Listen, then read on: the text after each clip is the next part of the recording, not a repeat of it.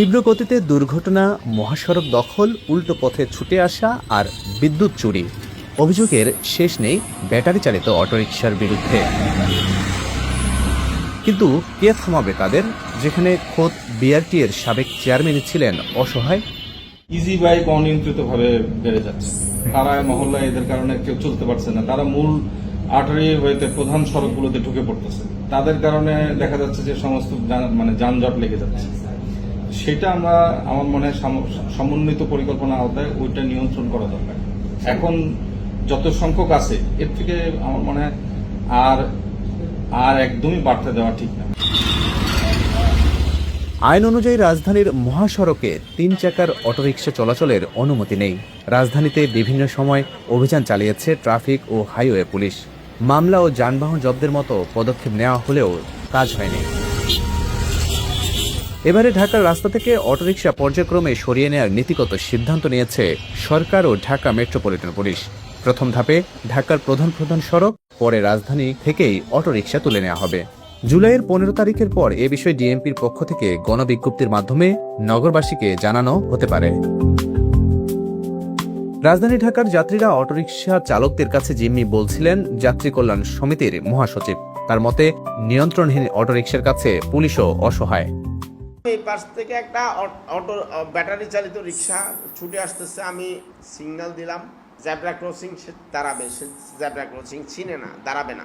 আমি এটা তাকে আটকাতে পেছন থেকে দেখি আরেকটা, সামনে থেকে দেখি আরেকটা, এই পাশ থেকে দেখি আরেকটা, অর্থাৎ 4 পাশ থেকে 4টা অটো আমাকে ঘিরে ফেললো। অটোটি আপনি অবাধে হওয়ার ব্যবস্থা করে দিলেন, তার জন্য কোনো নিয়ন্ত্রণ ব্যবস্থা রাখলেন না, বিধি ব্যবস্থা নেই। ট্রাফিক পুলিশ তার বিরুদ্ধে কোনো প্রসিকিউশন দিতে পারে না, নিতে পারে না।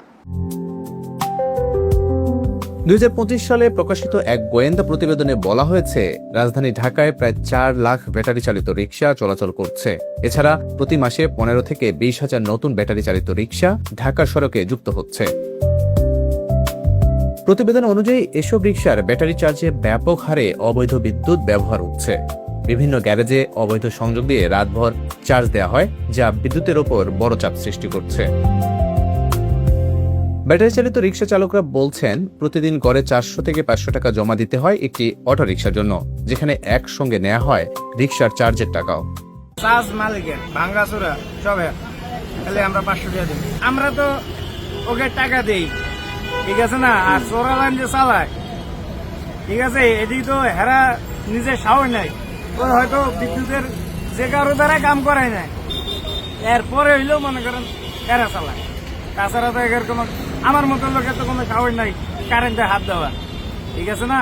ওই হয়তো এগারে 10-5 কিছু দিলে ওরাই কাম করে দেয়। মাহাজনে এখন গাড়ি থইতে হইব, কারণ এখানে মাহাজনে টাকা দেয় ওই লোকের কাছে, ওই লোকে চার্জ দিয়ে দেয়, পরে আমরা সকালে বিশেষজ্ঞরা বলছেন, রাজধানীতে মহামারীর মতো ছোট গাড়ির আধিক্য বেড়েছে। 100টা গাড়ির মধ্যে প্রায় 70টা পর্যন্ত ব্যাটারি চালিত অটোরিকশা। ঢাকা শহরের পরিবহন ব্যবস্থায় একটা বড় সমস্যা হচ্ছে আমাদের ছোট গাড়ির আধিক্য বেশি। খেয়াল করে দেখবেন, বিআরটি এর হিসাব মতে এখন ঢাকা শহরে যত গাড়ি চলে তার প্রায় 70% ছোট গাড়ি। এটা তো হচ্ছে নিবন্ধিত গাড়ি। আরেকটি ইম্পর্টেন্ট ব্যাপার হচ্ছে, আমাদের এখানে কিন্তু প্রচুর অনিবন্ধিত দেখা যাচ্ছে আমার ভেহিকেল চলে আসছে। গত প্রায় 2-3 বছর একটা মহামারী হয়েছে, সেটা হচ্ছে ব্যাটারি চালিত যে রিক্সাগুলো রয়েছে। যে কোনো ইন্টারসেকশনে তাকালে দেখবো যে 100টা গাড়ির মধ্যে 50-60-70টা গাড়ি হচ্ছে আমার এই ব্যাটারি রিক্সা। যোগাযোগ বিশেষজ্ঞদের মতে, সরকারের কার্যকরী পদক্ষেপ কমে আসবে অটোরিকশার আধিক্যে, যার সুফল পাবে নগরবাসী।